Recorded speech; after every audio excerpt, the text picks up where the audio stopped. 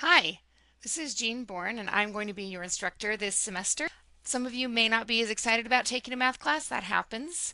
A lot of people think that they don't really need math, but I use math every day, and so I decided to make my introduction video show you all the places I use math. So, welcome to a day in the mathematical life of Jean Bourne. This is me and my husband.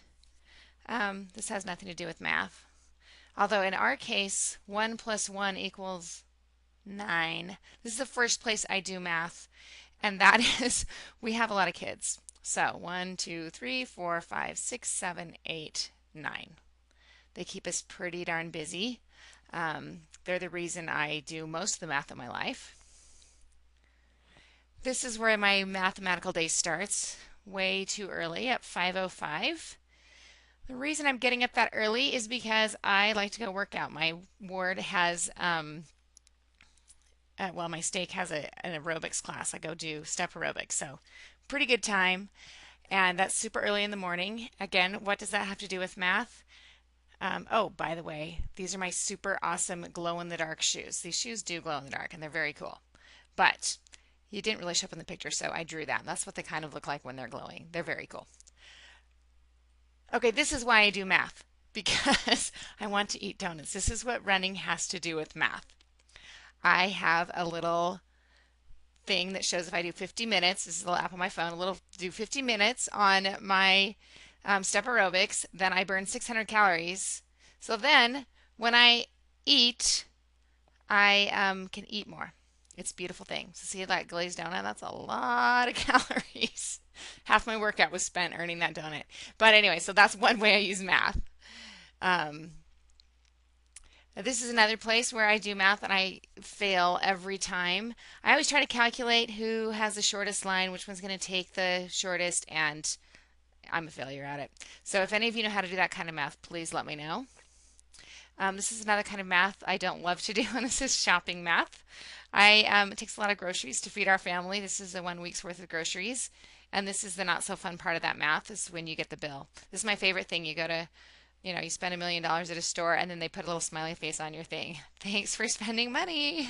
Thanks for giving us your money.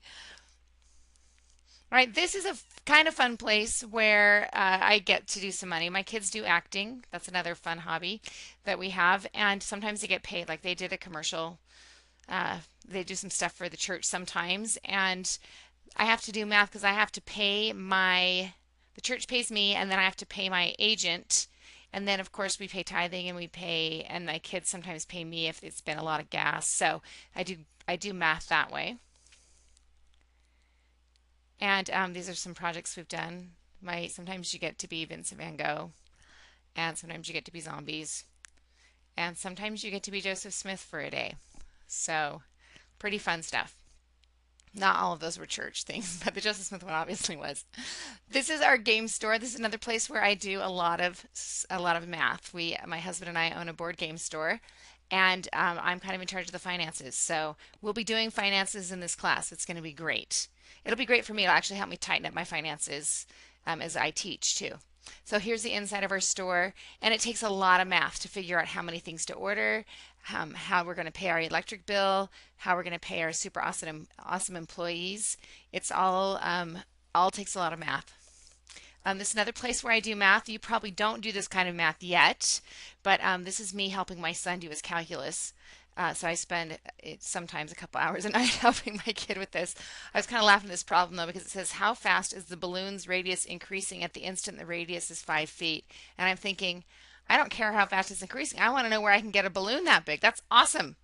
5-foot balloon. Anyway, so that's another place I do math. And here's the worst place I do math is when I go to sleep at midnight and I'm trying to figure out how in the world I'm going to wake up again at 5 o'clock. So I'm sure you have a lot of places you use math in your world too, and we'll look forward to exploring those. It's going to be a great class.